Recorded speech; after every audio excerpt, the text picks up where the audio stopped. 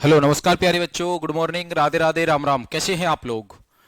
मैं दुष्यंत सागर आप सभी का हार्दिक स्वागत करता हूं आपके अपने यूट्यूब चैनल एसएससी मेकर पर। तो सभी को नमस्कार, सभी को राधे राधे, सभी को राम राम। भाई कैसे हैं आप लोग? जल्दी से आप लोग आ जाइए। फिर हम लोग क्या करते हैं, क्लास को स्टार्ट करते हैं और सारी चीजों को समझते हुए क्या करेंगे, आगे बढ़ जाएंगे। ठीक है भाई? तो सभी को नमस्कार, सभी को राधे राधे, सभी को राम राम। भाई चलो जी, जल्दी से आप लोग आ जाइए, है ना। और सभी बच्चे, जितने भी बच्चे हमारे साथ जुड़ चुके हैं, सभी बच्चे क्या करेंगे, एक बार क्लास को जरूर शेयर कर देंगे। ठीक है भाई?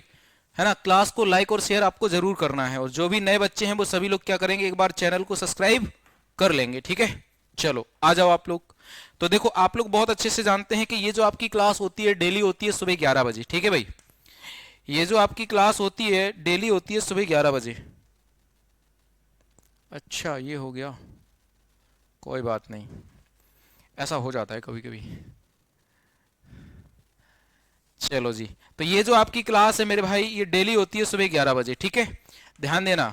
ये जो आपकी क्लास है ये डेली होती है सुबह 11 बजे। तो ये टाइम आपको क्या करना है मेरे भाई, याद रखना कि हाँ, हमारी सुबह 11 बजे क्लास होगी एसएससी की, जिसमें हम लोग सीजीएल के बारे में समझेंगे, सीजीएल के क्वेश्चन पढ़ेंगे। ध्यान देना, जिसमें हम लोग सीजीएल के क्वेश्चन पढ़ेंगे, सीएचएसएल के क्वेश्चन पढ़ेंगे। ठीक है, सीएचएसएल के क्वेश्चन पढ़ेंगे,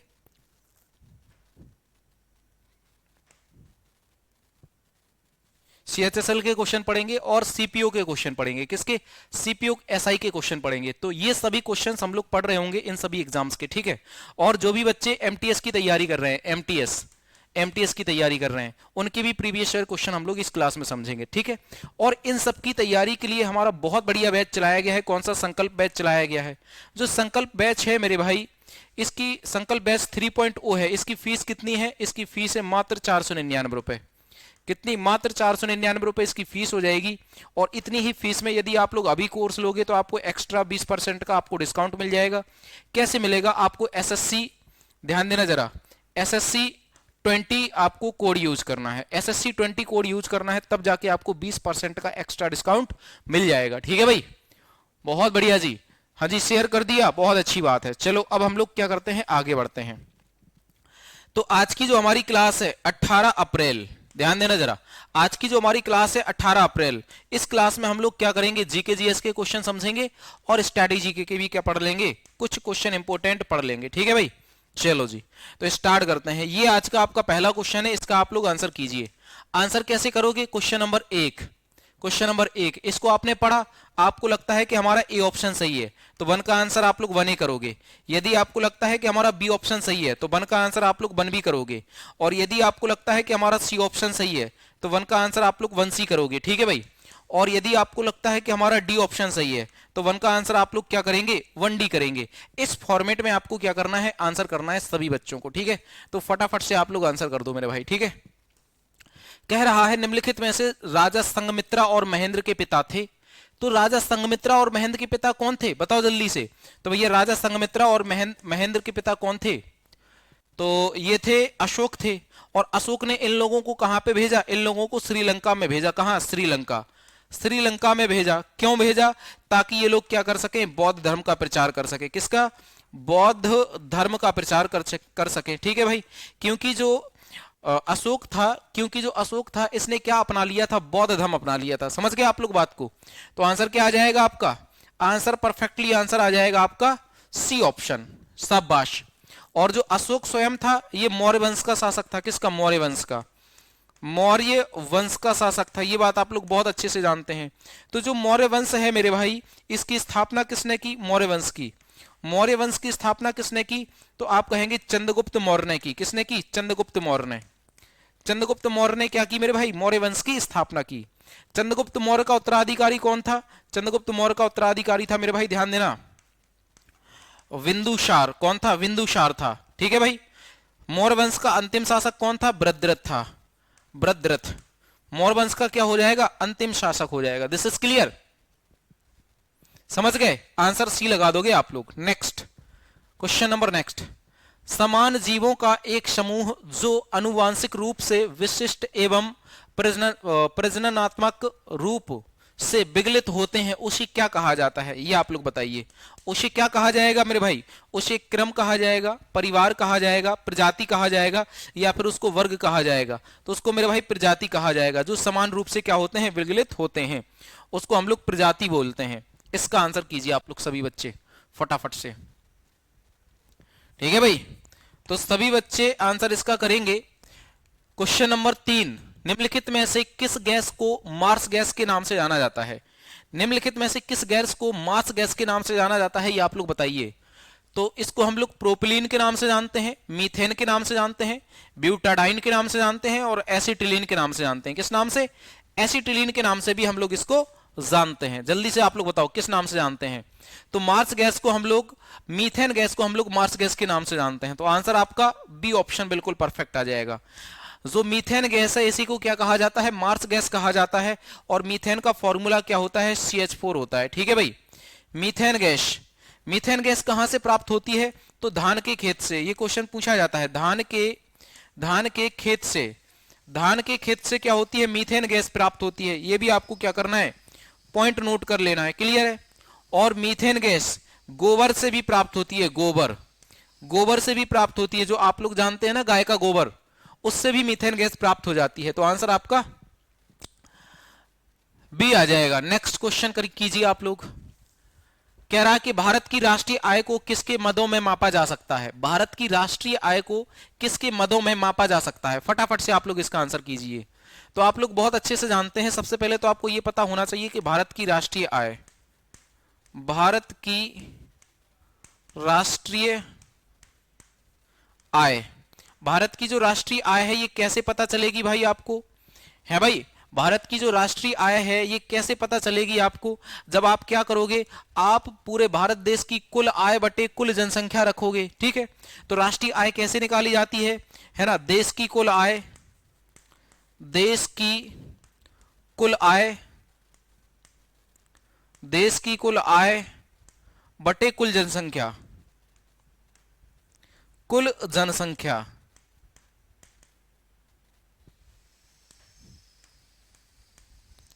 देश की कुल आय बटे कुल जनसंख्या, इससे आपका क्या निकल के आ जाएगा? प्रति व्यक्ति आय निकल के आ जाएगी। और ये प्रति व्यक्ति आय सबसे पहले किसने निकाली थी? तो भैया दादा भाई नौरोजी ने। किसने? दादा भाई नौरोजी ने। किसने? नौरोजी ने, नौरोजी, दादा भाई नौरोजी ने। और इन्होंने प्रति व्यक्ति आय कितनी बताई थी? 20 रुपए पर व्यक्ति। समझ गए आप लोग बात को? तो अब हमसे कह रहा है राष्ट्रीय आय की मदों को किसमें मापा जाता है? तो लागत धन पर शुद्ध राष्ट्रीय उत्पाद। आंसर क्या आ जाएगा आपका? आंसर आ जाएगा मेरे भाई बी ऑप्शन, इसका बिल्कुल परफेक्ट आंसर आ जाएगा बी। क्वेश्चन नंबर 4 का आंसर क्या आ जाएगा? बी ऑप्शन आ जाएगा, है ना? हाँ जी, क्वेश्चन नंबर 4 का आंसर क्या आ जाएगा आपका? बी ऑप्शन बिल्कुल सही हो जाएगा। किसी का कोई डाउट हो तो आप लोग हमसे पूछ सकते हैं भाई। ठीक है,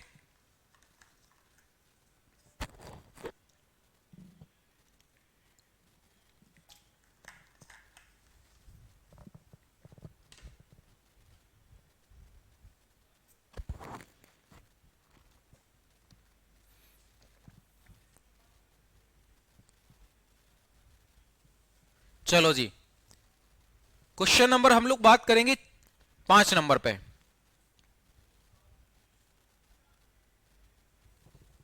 निम्नलिखित में से कौन सा बहुबीजीय फल है? निम्नलिखित में से कौन सा बहुबीजीय फल है? तो हमें यह ऐसा फल बताना है मेरे भाई जिसमें बहुत सारे बीज होते हों। तो आप लोग जानते हैं पपीता, ये तो बहुत ही आसान सा क्वेश्चन है मेरे भाई, ये तो बहुत आसान सा क्वेश्चन हो जाएगा। ठीक है, ध्वनि प्रदूषक, ध्वनि प्रदूषण को मापा जाता है, ये हमसे क्वेश्चन पूछा गया है। तो ध्वनि प्रदूषण को किस में मापा जाता है बताइए आप लोग?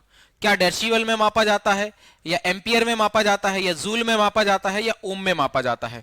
फटाफट से आप लोग सभी बच्चे बताइए कि ध्वनि प्रदूषण को किस में मापा जाएगा? तो ध्वनि प्रदूषण को हम लोग मापते हैं डेसिबल में। किसमें? डेसिबल में मापते हैं। आंसर क्या आ जाएगा आपका? ए ऑप्शन आ जाएगा। ठीक है, एम्पियर को हम लोग किस में मापते हैं? एम्पियर को किस में मापते हैं? विद्युत धारा को। ठीक है भाई, जो विद्युत धारा होती है, जो विद्युत धारा होती है मेरे भाई, उसको हम लोग किस में मापते हैं? एम्पियर में मापते हैं। ठीक है, कार्य का मात्रक क्या होता है? कार्य। तो आप कहोगे भैया कार्य का मात्रक एक तो अर्ग होता है और एक क्या होता है? जूल होता है। एक क्या होता है, जूल होता है। तो आंसर क्या आ जाएगा आपका, ए ऑप्शन आ जाएगा। ठीक है भाई, शाबाश। क्वेश्चन नंबर नेक्स्ट, निम्नलिखित में से कौन सा अनुच्छेद मानव के दुर्व्यवहार, दुर्व्यापार एवं बलाश्रम के प्रतिबंध से संबंधित है? के प्रतिबंध से क्या है मेरे भाई, संबंधित है। ऐसा कौन सा ऑप्शन हो जाएगा, ऐसा कौन सा आर्टिकल हो जाएगा? तो आर्टिकल 29, आर्टिकल 32, आर्टिकल 23 या आर्टिकल 31। तो आर्टिकल 23 कहता है कि आप किसी मनुष्य के साथ क्या नहीं कर सकते हैं, दुर्व्यवहार नहीं कर सकते हैं, यानी शोषण के खिलाफ अधिकार, शोषण, शोषण के खिलाफ अधिकार, शोषण के खिलाफ अधिकार। ठीक है भाई, शोषण के खिलाफ अधिकार दिया गया है किसमें भैया, आर्टिकल 23 में दिया गया है। क्लियर है, समझ गए आप लोग बात को? तो आंसर क्या आ जाएगा आपका, सी ऑप्शन आ जाएगा। वहीं पर जब आर्टिकल आप लोग 24 पढ़ोगे, वहीं पर जब आप लोग आर्टिकल 24 पढ़ोगे तो इसमें दिया गया है कि 6 वर्ष से लेके 14 वर्ष के बच्चों तक, या 6 वर्ष से क्या, बिल्कुल 14 वर्ष के 14 वर्ष से छोटे बच्चे से आप कोई भी जोखिम भरा काम नहीं करा सकते हैं। यदि कोई बच्चा 14 साल से छोटा है तो आप उससे कोई काम नहीं करा सकते हैं कि आप पता चला आपने कोई काम पे लगा दिया, नहीं करा सकते हैं। ये कानूनन अपराध है और ये आपका दिया गया है संविधान में। ठीक है भाई, आप सोचो कि हम तो बच्चे के माँ बाप हैं, हम तो कुछ भी करवा सकते हैं, नहीं। आप बच्चे के माँ बाप रहो चाहे ताऊ ताया रहो, कुछ भी रहो, आप छोटे बच्चों से काम नहीं करा सकते हैं, ये अपराध है। आंसर सी आ जाएगा। ठीक है भाई, बताओ दिए गए विकल्पों में से ऑड को क्या करना है, आपको सिलेक्ट करना है। दिए गए विकल्पों में से ऑड को क्या करना है, सिलेक्ट करना है। आप लोग बताइए भाई, दिए गए विकल्पों में से ऑड को क्या करना है, सिलेक्ट करना है। तो कीजिए आप लोग, लावड़ी, कुचिपुड़ी, ओडिसी, भरतनाट्यम। तो भरतनाट्यम एक डांस हो जाएगा, कहां का हो जाएगा, तमिलनाडु का। किसका, तमिलनाडु का डांस हो जाएगा भरतनाट्यम। ठीक है भाई, ओडिसी कहां का हो जाएगा, उड़ीसा का डांस हो जाएगा, उड़ीसा का डांस हो जाएगा। ठीक है, कुचिपुड़ी कहां का हो जाएगा, ये आंध्र प्रदेश का डांस है, आंध्र प्रदेश का है। लावड़ी डांस कहां का है, तो ये महाराष्ट्र का है, महाराष्ट्र का डांस है। तो आपने क्या देखा, आपने ये देखा कि ये 3 क्या हो जाएंगे, हमारे ऑफिशियल डांस हो जाएंगे। लेकिन जो चौथा है ये केवल एक नृत्य शैली है, ये क्या है, महाराष्ट्र की नृत्य शैली है। तो यही क्या है, ऑड है। 3 में से यही क्या है, अलग है। तो आंसर क्या रहेगा आपका, ए आंसर आ जाएगा, सिंपल सा। ठीक है, चलो जी आगे बढ़ते हैं। तो अब महाराष्ट्र के बारे में था, तो महाराष्ट्र के बारे में आप लोग नोट कीजिए। महाराष्ट्र में संजय गांधी नेशनल पार्क है, तड़ोबो नेशनल पार्क है, नवेगांव नेशनल पार्क है, गुगमल नेशनल पार्क है और चंदौली नेशनल पार्क है। क्या है, चंदौली नेशनल पार्क है महाराष्ट्र में। ठीक है, तो कितने नृत्य होते हैं, ऑफिशियल डांस कितने हैं, 8 हैं। जैसे भरतनाट्यम तमिलनाडु का डांस हो जाएगा, ठीक है, और कथक डांस उत्तर प्रदेश का हो जाएगा और उत्तर पश्चिम मध्य भारत का हो जाएगा। ठीक है, ये यूपी का भी डांस है, यूपी का और उत्तर प्रदेश के पश्चिमी पार्ट का है और मध्य भारत का भी डांस है।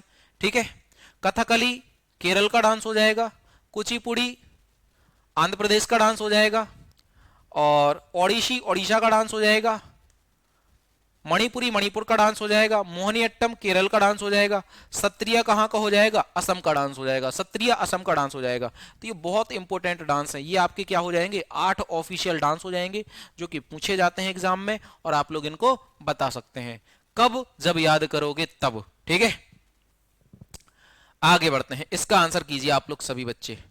कह रहा है कि निम्नलिखित में से कौन सी निम्न ऊर्जा वाले न्यूट्रॉनों से बमबारी करके रेडियोधर्मी परमाणु के भारी नाविक को छोटे नाविकों में विभाजित करने की प्रक्रिया है। भारी नाविक को छोटे नाविक में विभाजित करने की जो प्रक्रिया है वो क्या है, नाभिकीय विखंडन। क्या हो जाएगा, नाभिकीय विखंडन, यानी सी ऑप्शन आपका बिल्कुल सही हो जाएगा, कोई दिक्कत ही नहीं है, न्यूक्लियर फ्यूजन हो जाएगा। ठीक है, तो क्वेश्चन नंबर 9 का आंसर क्या लगा देंगे आप लोग, सी आंसर लगा देंगे। ठीक है, ड्यूटेरियम की द्रव्यमान संख्या कितनी होती है भाई, शाबाश, ड्यूटेरियम। तो ड्यूटेरियम का प्रतीक चिन्ह क्या होता है, डी होता है। ठीक है भाई, और इसकी द्रव्यमान संख्या कितनी होती है भाई, बताएगा कोई, आप कहोगे 4 होती है। तो ऑप्शन क्या आ जाएगा, ऑप्शन आ जाएगा बी ऑप्शन आ जाएगा। क्या आ जाएगा भाई? 10 का ऑप्शन क्या आ जाएगा? हैं?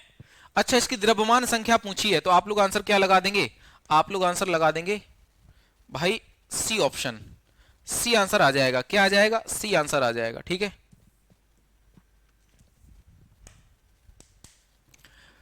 द्रव्यमान और भार के संदर्भ में निम्नलिखित में से क्या सही है? द्रव्यमान और भार के संदर्भ में निम्नलिखित में से क्या सही है? बताइए आप लोग। द्रव्यमान एक अदिश राशि है और भार एक सदिश राशि है। गलत पॉइंट है। दोनों अदिश राशियां हैं, ये हो ही नहीं सकता। दोनों सदिश राशियां हैं, ये हो तो सकता है लेकिन ये है नहीं। द्रव्यमान एक अदिश राशि है जबकि भार एक सदिश राशि है। तो आंसर क्या आ जाएगा? यानी डी ऑप्शन आपका बिल्कुल सही हो जाएगा। D option. ठीक है, डी ऑप्शन आपका बिल्कुल सही उत्तर हो जाएगा। नेक्स्ट, इसका आंसर कीजिए। अच्छा क्वेश्चन है, सभी बच्चे फटाफट से आंसर करेंगे भाई। ठीक है, और बहुत ही बढ़िया बढ़िया क्वेश्चन आपके लिए लेकर आए हैं, क्योंकि मतलब वो क्वेश्चन लेकर आए हैं जो आपके एग्जाम में पूछे गए हैं, जो कि आपके एग्जाम में पूछे गए हैं अलग अलग एग्जामों में। ठीक है भाई, क्वेश्चन नंबर 12, 1857 की क्रांति का तात्कालिक कारण क्या था? तो आप कहोगे 1857 की क्रांति जो है मेरे भाई, ये कब स्टार्ट हुई थी? ये 10 मई को स्टार्ट हुई थी। कब? 10 मई 1857 में क्या हो गई थी? स्टार्ट हो गई थी 1857 की क्रांति। ठीक है, और इसका जो कारण था वो क्या था कि जो मतलब अंग्रेज थे वो क्या कर रहे थे, जबरदस्ती भारतीय सैनिकों से गाय के सुगर और मांस का क्या कर रहे थे? यूज कर रहे थे, और उससे कारतूसों की डिबरी बनवा रहे थे। यानी कि कारतूसों में गाय और सुअर की चर्बी का क्या कर रहे थे? उपयोग कर रहे थे। ये जो पॉइंट बना यही तात्कालिक कारण बना। कंपनी का राज्यों के आंतरिक शासन में हस्तक्षेप नहीं, राज्यों के आर्थिक मामलों में हस्तक्षेप नहीं, या राज्य में, ध्यान देना जरा, या राज्य में उत्तराधिकार के प्रश्न पर असंतोष नहीं। तो आंसर क्या आ जाएगा आपका? Option B. क्या आ जाएगा? बी ऑप्शन आपका बिल्कुल परफेक्ट है। शाबाश, बी ऑप्शन आपका बिल्कुल सही है। ठीक है, आगे बढ़ते हैं। ये देखो, ये 1857 की क्रांति के बारे में किस व्यक्ति ने क्या कहा था, ये पॉइंट बहुत ज्यादा इंपॉर्टेंट है। ठीक है, जैसे कि 1857 की क्रांति के बारे में कहा था कि यह एक धार्मिक युद्ध है, ये किसने? एलई रीच ने कहा था। यह स्वतंत्रता की लड़ाई है, ये वीडी सावरकर ने कहा था। यह स्वतंत्रता की लड़ाई नहीं है, ये किसने कहा था? आरसी मजूमदार ने, अंबिका चरण मजूमदार ने कहा था। यह एक सरकार के विरुद्ध भारतीय सेना का विद्रोह है, ये जॉन सीले ने कहा था। किसने? जॉन सीले ने। यह बर्बरता और सभ्यता के बीच युद्ध है, ये टीआर होम्स ने कहा था, पूछा गया है। यह हिंदू और मुसलमानों के बीच क्या है? स्वतंत्रता संग्राम है, ये आपका जेम्स आउट्रम और टेलर ने कहा था। ठीक है भाई, आपको याद रखना है, एक तो पंडित जवाहरलाल नेहरू का कथन याद रखना है। इन्होंने कहा था यह एक संगठित स्वतंत्रता संग्राम था। यह एक क्या था? संगठित स्वतंत्रता संग्राम था। This is clear? समझ गए आप लोग बात को? चलो जी, तो ये सभी पॉइंट आप लोग क्या कर लीजिए भैया, नोट कर लीजिए। क्लियर है?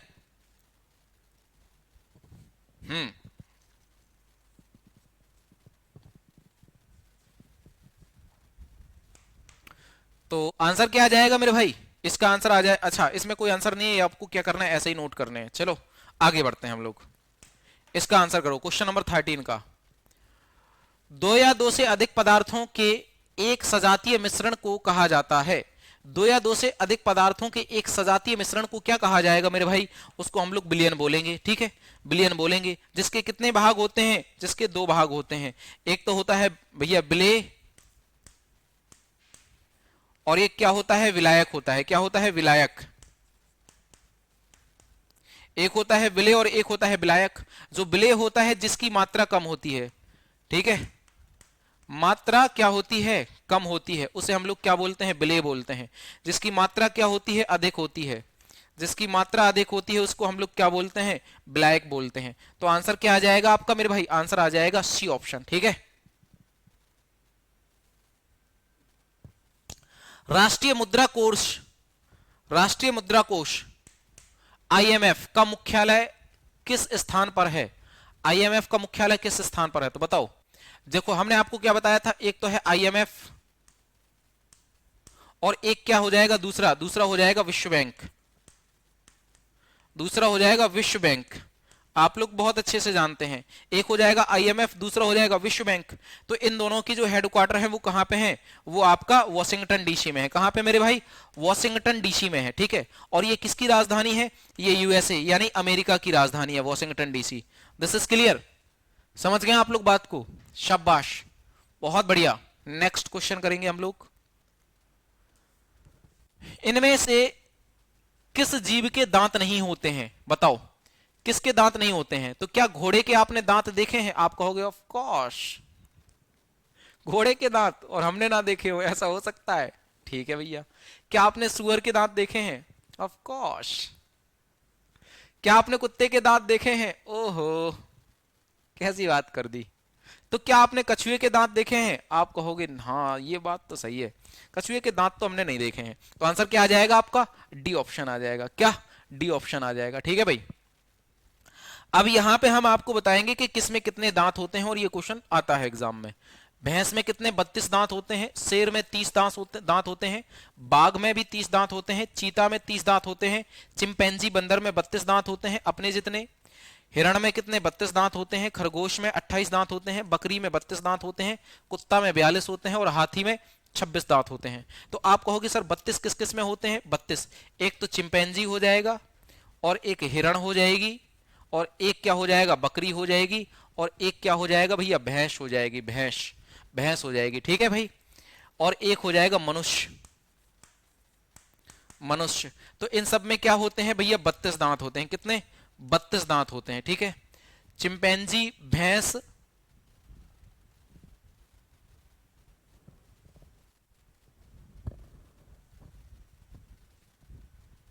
तो ये आपको याद रखना है जितने हमने आपको बताए हैं, कि मतलब कम से कम 32 दांत वाले तो याद कर लेना कि किसमें कितने दांत होते हैं, कर लोगे। चलो भाई आगे बढ़ते हैं। 16 नंबर, बेलाकाइट किसका अयस्क है, ये आप लोग बताइए भाई फटाफट से। जो बेलाकाइट है यह किसका अयस्क है, क्वेश्चन नंबर 17 है, ठीक है, अच्छा 16 है, ठीक है। क्वेश्चन नंबर 17 16 बताइए किसका, तांबे का अयस्क है, बहुत इंपॉर्टेंट पॉइंट है, तांबे का अयस्क हो जाएगा, ठीक है। ये देखो कितना बढ़िया क्वेश्चन पूछा गया है। कह रहे हैं कि गोविंद बल्लभ पंत सागर बांध कहां स्थित है, मतलब किस राज्य में है, गोविंद बल्लभ पंत सागर बांध किस राज्य में है, बताइए। गोविंद बल्लभ पंत सागर बांध किस राज्य में है, तो ये आपका उत्तर प्रदेश में है। उत्तर प्रदेश का जो सोनभद्र वाला जिला है, कौन सा, सोनभद्र वाला जिला, उत्तर प्रदेश का जो सोनभद्र वाला जिला है ना, वहां पे क्या है, गोविंद बल्लभ पंत सागर बांध स्थित है। तो आंसर आ जाएगा आपका ए ऑप्शन। और उत्तर प्रदेश के जो पहले सीएम हो जाएंगे ना, वो भी कौन थे, गोविंद बल्लभ पंत सागर ही थे, वो भी गोविंद बल्लभ पंत सागर ही थे। तो आंसर आपका ए ऑप्शन। इसका आंसर कीजिए, क्वेश्चन नंबर 18 है। जब किसी वस्तु पर चाल ध्वनि की, जब किसी वस्तु की चाल ध्वनि की चाल से अधिक हो जाती है तो उसे क्या कहा जाता है। जब किसी वस्तु की चाल ध्वनि की चाल से अधिक हो जाए, तो ध्वनि की नॉर्मल चाल कितनी होती है, ध्वनि तो आप कहोगे भैया वायु में ध्वनि की चाल कितनी होती है, तो आप कहोगे भैया 332 मीटर पर सेकंड, 332 मीटर पर सेकंड। तो वायु में ही किसी की चाल 332 मीटर पर सेकंड से भी अधिक हो जाए तो उसको आप लोग क्या बोलेंगे, सुपरसोनिक चाल बोलेंगे। जैसे कि अपनी ध्वनि की गति कितनी होती है, 332 मीटर पर सेकंड होती है वायु में ध्वनि की गति, और वायु में ट्रेन भी दौड़ रही है, ट्रेन की गति यदि इससे ज्यादा हो जाएगी तो उसको हम लोग क्या बोलेंगे, सुपरसोनिक चाल बोलेंगे, कि भैया इस ट्रेन की चाल जो है वो सुपरसोनिक है, ठीक है। 19, राज्यसभा की सदस्यता पाने के लिए न्यूनतम आयु कितनी होनी चाहिए, राज्यसभा की सदस्यता पाने के लिए न्यूनतम एज कितनी होनी चाहिए। तो यदि आपको राज्यसभा का सदस्य बनना है तो एज होनी चाहिए 30 साल। कितनी होनी चाहिए मेरे भाई, 30 साल एज होनी चाहिए, ठीक है। क्वेश्चन नंबर 20, और ये आपका लास्ट क्वेश्चन है, बताइए आप लोग इसका आंसर भाई। ये आपका लास्ट क्वेश्चन है, इसका आप लोग आंसर बताइए भाई। क्वेश्चन नंबर 20 कह रहा है सिल्वर ब्रोमाइट का सिल्वर और ब्रोमीन में टूटना एक उदाहरण है, तो किस चीज का एक उदाहरण है, ये आप लोग बताइए भाई। क्या ये अपघटन अभिक्रिया का उदाहरण है, या उदासीनीकरण अभिक्रिया का उदाहरण है, या संयोजन अभिक्रिया का उदाहरण है, या अपचयन अभिक्रिया का क्या है, एक उदाहरण है, तो बताइए आप लोग। तो ये अपघटन अभिक्रिया का एक उदाहरण है, तो आंसर क्या आ जाएगा आपका, ए ऑप्शन आ जाएगा। क्या आ जाएगा, ए ऑप्शन आपका बिल्कुल सही आ जाएगा क्वेश्चन नंबर 20 का, ठीक है भाई। तो ये हमसे कह ही रहा है कि सिल्वर ब्रोमाइट का अपघटन क्या हो जाता है, सिल्वर और ब्रोमाइट में टूटता है, ठीक है। सिल्वर ब्रोमाइड किस में टूट जाता है? सिल्वर और ब्रोमीन में टूट जाता है।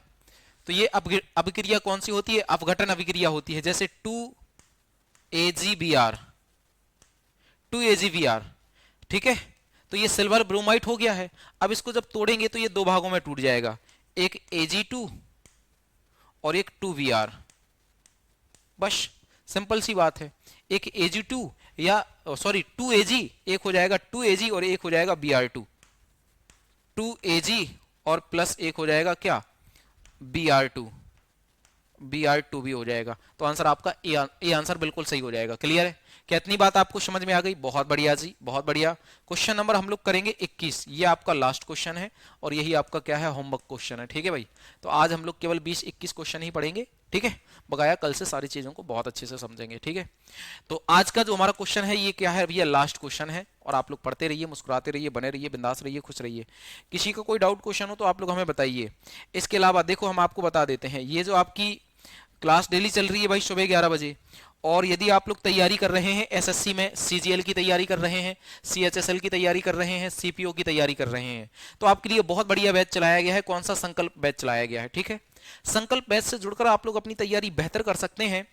और अभी इसकी फीस है मात्र 499, लेकिन इस पर भी आपको 20% का एक्स्ट्रा डिस्काउंट मिल जाएगा जब आप लोग SSC 20 कोड यूज करोगे, तो और सस्ता कोर्स हो जाएगा। 10 मेरे भाई 10 मार्च को ये क्लासें स्टार्ट की गई थी संकल्प बैच की, बिल्कुल बेसिक से चल रहा है, बिल्कुल नया बैच है, मजा आ जाएगा आपको पढ़ने में। ठीक है, तो आज के लिए बस इतना ही। बकाया आप लोग पढ़ते रहिए, मुस्कुराते रहिए, बने रहिए, बिंदास रहिए, खुश रहिए। बकाया कल मिलते हैं सेम जगह सेम टाइम पर। तब तक के लिए नमस्कार, राधे राधे, राम राम, जय हिंद।